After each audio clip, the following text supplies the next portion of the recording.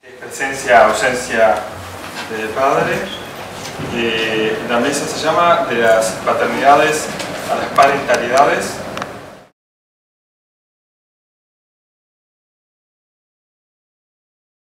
Mi nombre es Paula Morales, soy licenciada en psicomotricidad. Mi compañera Pilar Santa Cruz, psicóloga, y Paola García, licenciada de Trabajo Social. Trabajamos en CAIF Lemu, en la zona de Casaballe, y el trabajo que vamos a presentar se llama Parentalidades en Casaballe. Nos vamos a apoyar en el programita aquí.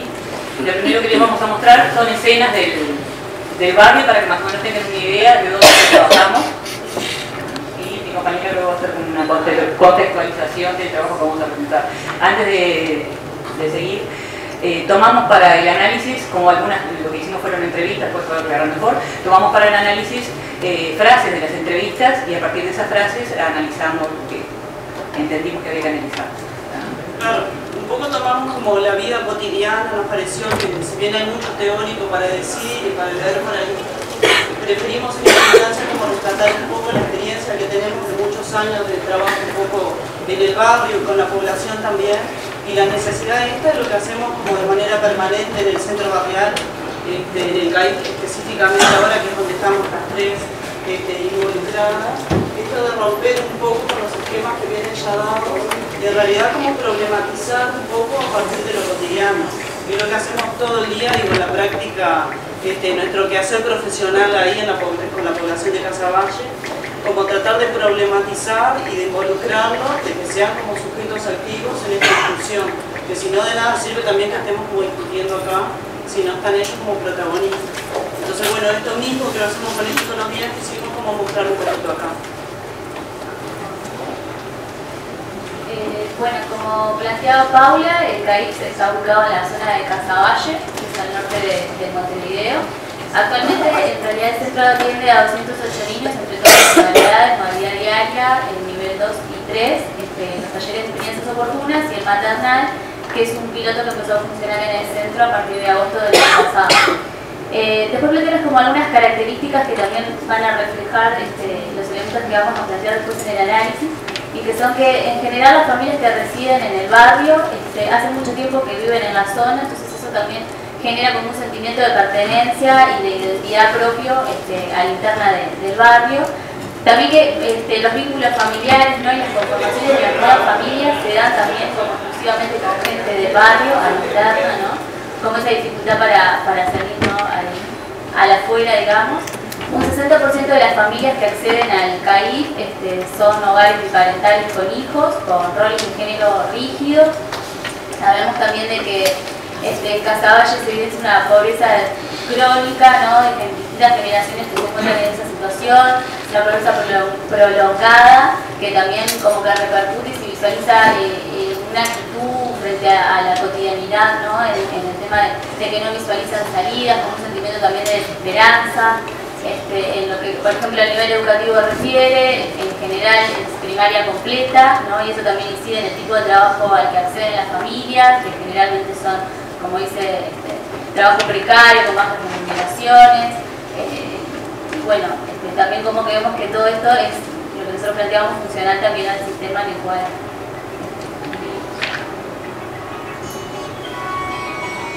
son algunas imágenes de las distintas modalidades con los niños.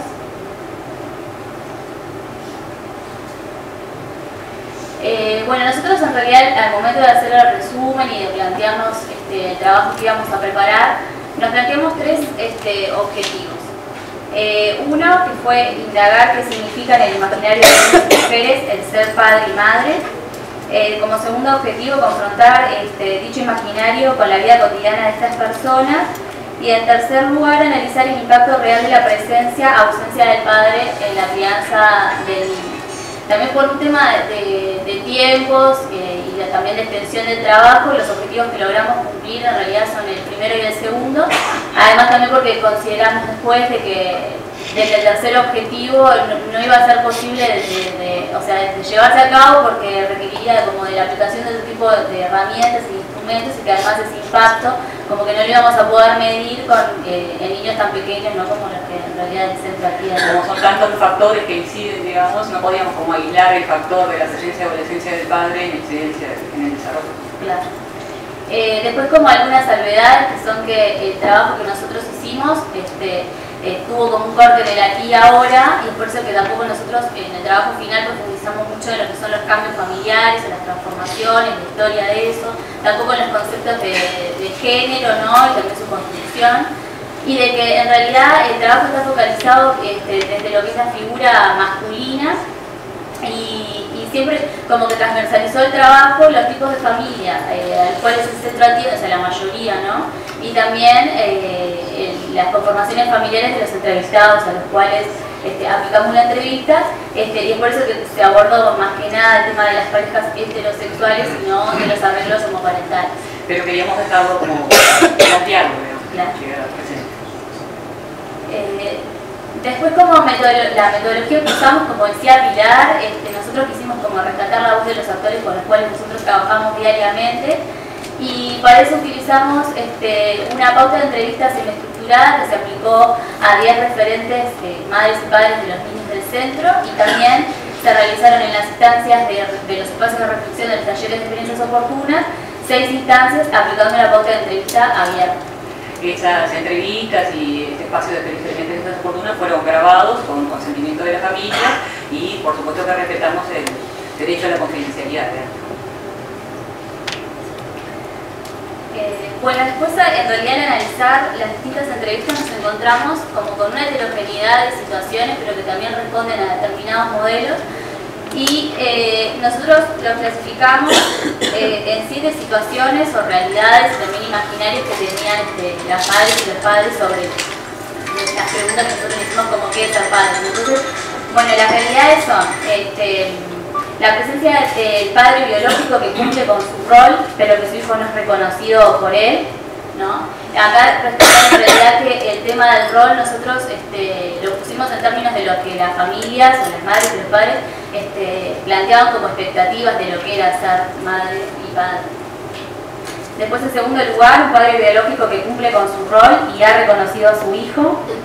En tercer lugar, padre biológico que no mantiene vínculo con el hijo, pero que sí contribuye económicamente. En cuarto lugar, padre biológico que no mantiene vínculo con el niño y tampoco lo contribuye económicamente. Padre biológico que no mantiene vínculo con el hijo, pero la figura paterna del niño es representada o elegida por la nueva pareja de la madre, quien en algunos casos reconoce legalmente a ese niño como propio. Padre presente física y legalmente, pero cuya figura es desvalorizada en la crianza de su hijo y en cuanto a su rol de proveedor. Y en último lugar, padre presente física y legalmente, pero ausente en los cuidados de higiene personal, especialmente en el caso de las niñas. Claro, después lo vamos a ver uno a uno. Esto en realidad es un poco, pensando un poco, preparando el trabajo, un poco como la idea que hay en el imaginario social es que estas familias en realidad son monoparentales, que está la madre, que no está el padre, y en realidad en el análisis, no solo que hacemos, en las fichas que se llenan para la formalidad y lo que tiene que ver con el CIPI y demás, vemos ahí que la presencia del padre está, que en general son familias donde existe el padre, donde está el padre presente en el hogar en general, pero que después como que la figura un poco se va difumando, desvalorizando. Entonces, bueno, un poco esto como pensar en voz alta esas 7 clasificaciones que hicimos por ahí. No quisimos teorizar nada nuevo ni nada raro, sino simplemente ir viendo como uno a uno los casos que íbamos detectando. Y entonces como en cada lugar íbamos como tratando de ubicar nosotros y también hacer como una construcción de cómo se ve en el imaginario. Y bueno, qué es lo que se espera de ese padre, qué es lo que él espera de su función y qué es lo que él ve que otros esperan de él. Un poco fue eso, esa clasificación me parece un poco como... Después, bueno, en realidad en todas las entrevistas vimos como un eje común, que fue que en realidad el lugar, el significado de lo que es ser madre es como indiscutible, de que viene dado desde el momento de la concepción del niño y del posterior nacimiento del bebé, pero sí queda como una ambigüedad, ¿no? ¿Cuál es el lugar del padre? la pregunta que nosotros utilizamos en la foto de entrevista fue qué es para esa persona ser padre. Claro, y lo que más llamó la atención ahí, al menos en las entrevistas individuales, donde se le hacíamos a los varones, era como un silencio y una cosa impactante. Era la pregunta y era el silencio total. Y bueno, un poco, digo, en el ejercicio de la práctica, tratar de ver lo que pasaba con ese silencio, cómo de alguna manera se llenaba, se significaba. Y lo primero que decían, nunca me lo puse a pensar, era como... entonces nos lleva a pensar como esto, ¿no? Como lo incuestionable, ser padre, ser madre, estas cosas que se naturalizan, que también nosotros tendemos a naturalizar muchas veces, y también un poco pensando como las características de la población, ¿no? Como decía un poco Paola, al menos en la población donde nosotros trabajamos, que es una población toda muy desvalorizada, madre y padre, y donde la función que tiene que ver con lo intelectual se deja como a otros sectores de la sociedad, y donde para ellos siempre se deja o se estigmatiza, y en realidad la práctica cotidiana también, las tareas domésticas, en el caso de la mujer o lo laboral, y las tareas más que tienen que ver con la fuerza y el trabajo mucho más precario, de hecho precario en todo sentido, ¿no es cierto? Entonces como que la parte intelectual ni siquiera se la plantea, el poder pensar muchas veces queda delegado a otros. Y bueno, un poco como nuestra crítica y nuestro cuestionamiento todo el tiempo en lo cotidiano es eso, no caer como en ese lugar que a veces supongo que caeremos también, como de dar respuestas, ¿no? Sino que siempre la idea es como el poder pensar junto al otro, problematizar, de que se den cuenta de que esto que quieren naturalizado en realidad es construido culturalmente, ¿no? Entonces, en esto que a mí me impactaba pila, a pesar de que los conocemos, que los tenemos ahí todo el tiempo, no es pero nunca me puse a pensar esto de qué es ser padre.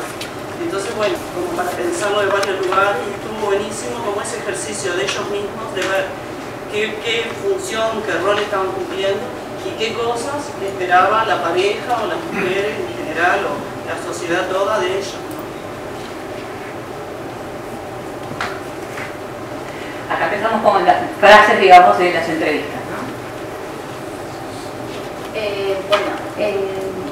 Lo que nos planteaba, por ejemplo, es esto, ¿no? Los hijos son más de la madre que del padre. Y uno de los ejes que también como que reforzaba esta idea es el tema del reconocimiento legal de los niños, ¿no?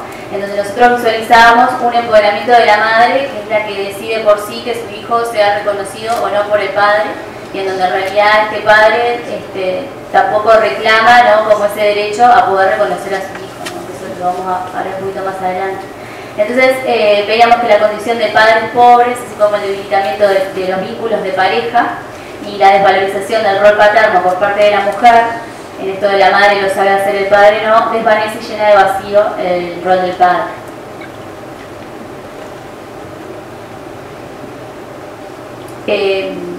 Bueno, otra cosa es si él cumple.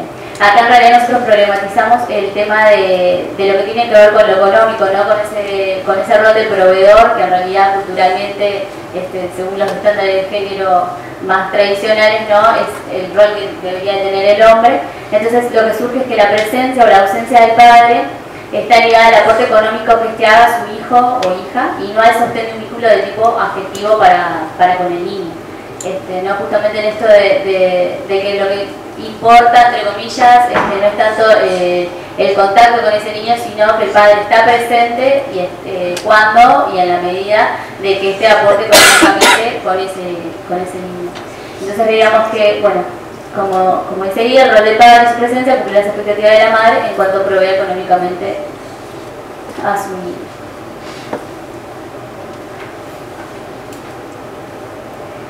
¿Y cómo le voy a decir a mi hijo, mirá, él no es tu padre es otro? Entonces, otra vez mencionamos el tema del poder de la mujer, ¿no? Que conlleva una decisión, incluso no solo en lo que tiene que ver con el reconocimiento, sino también de informarle o no a ese padre que el hijo es suyo y a su vez también ese niño de quién es su padre. Y nosotros, bueno, tomamos de un autor esto de lo que él denomina el sello jurídico, ¿no? De poner como ese apellido que es el que te va a dar cuenta de que ese niño realmente es tuyo, ¿no? Entonces, ahora cuando se perpetúa el secreto familiar sobre la paternidad biológica del niño, cumpliendo en el derecho a la identidad, que es un derecho básico. Pero igual esto del secreto familiar siempre como que funcionando en un doble discurso. porque en realidad se lo ocultan al niño de quién es el padre biológico, pero adelante del niño hablan permanentemente de esto, con la vecina, digo, con nosotros mismos, el proyecto de experiencias oportunas, en el espacio de reflexión, ¿no? Entonces hay ahí como un doble discurso, porque también hay comentarios como si lo conoce porque vive a la cuadra, entonces lo saluda pero no sabe quién es el padre y el niño está ahí, ¿no? Entonces ese secreto familiar que en realidad termina siendo como un secreto a voces.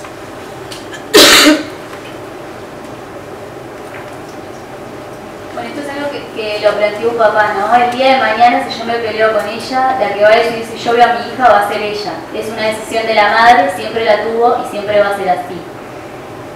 Entonces nosotros analizábamos que el varón se significa como tal al ser padre y que esta significación se encuentra en relación directa con la convivencia o no con una mujer y sus hijos, ya sean propios o de la pareja, ¿no? Y acá nosotros hicimos un diagramita.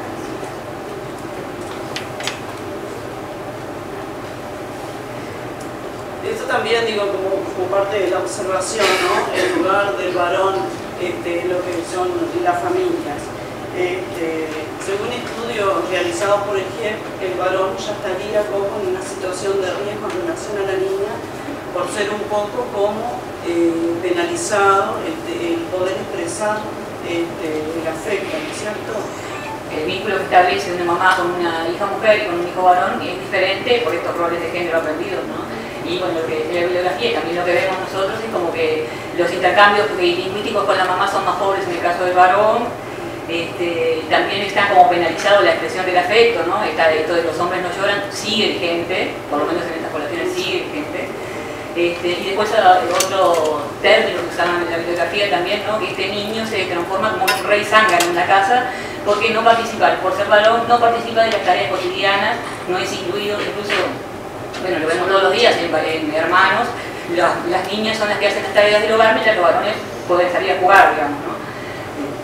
Eso se da desde que nacen en realidad y cuando llegan a la adolescencia, que también trabajamos con adolescentes ahí en el centro barrial, se ve claramente como que la mujer siempre, muchas veces inclusive no puede venir a estudiar porque queda haciendo las tareas en la casa o cuidando a los hermanos, haciéndole la cama al hermano y sirviéndolo. Digo, eso se da muchísimo todavía hoy. Bueno, y esta condición, digamos, de hijo varón y cómo lo viven, nosotros veíamos como que hace que sea como expulsado, digamos, de la manifestación de afecto y de las tareas de cuidado, ¿verdad?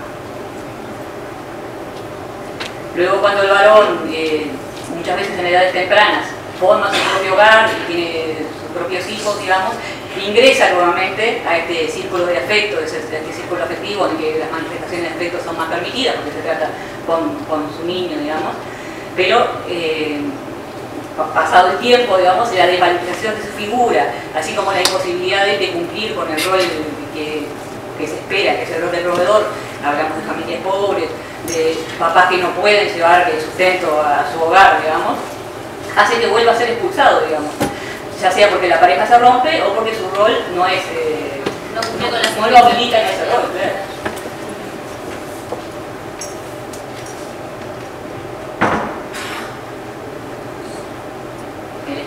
Claro, lo que veíamos en definitiva era como un círculo, ¿no es cierto? Como difícil de salir de esa situación, donde el hombre, como decíamos, está como bastante penalizado en las demostraciones de afecto, forma a su pareja, tiene su hijo, ahí se le reclama un poco, pero el hombre no sabe cómo hacerlo, porque en realidad no lo ha como ejercitado, no lo ha aprendido tampoco. Se da la ruptura, sale del hogar, ese lugar de hombre se llena en general, se completa, se compensa con otro hombre, que muchas veces tiene que ver con esto también de ser funcional a la supervivencia, tener a alguien que mantenga o que ayude a mantener el hogar, y el hombre se desvincula casi totalmente de ese hijo. Y quizás forma otra pareja y ahí empieza como vuelta en sitio, ¿no? Entonces veíamos un poco como eso. La que siempre permanece es la figura de la madre, en general, al menos lo que nosotros vemos.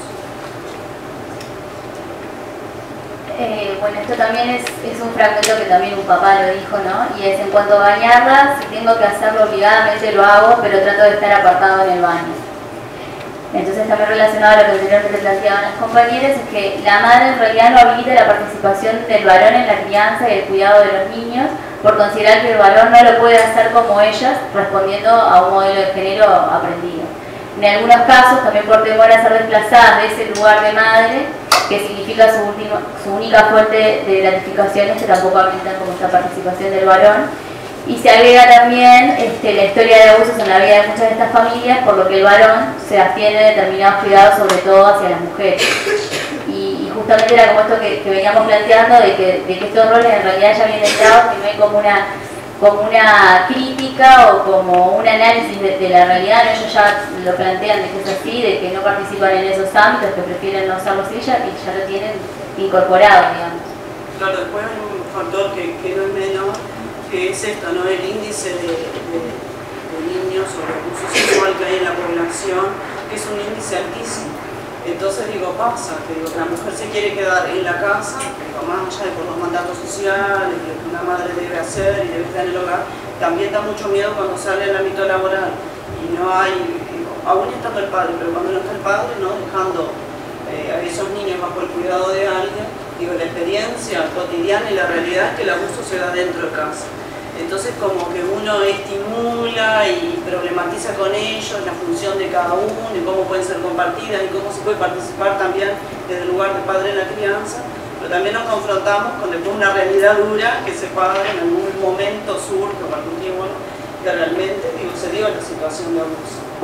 Entonces es una situación que se da como de manera muy compleja y se repite en el centro. Entonces esa función al menos queda absoluta, ya no cambian ni pañales, los varones en eso quedan absolutamente por fuera.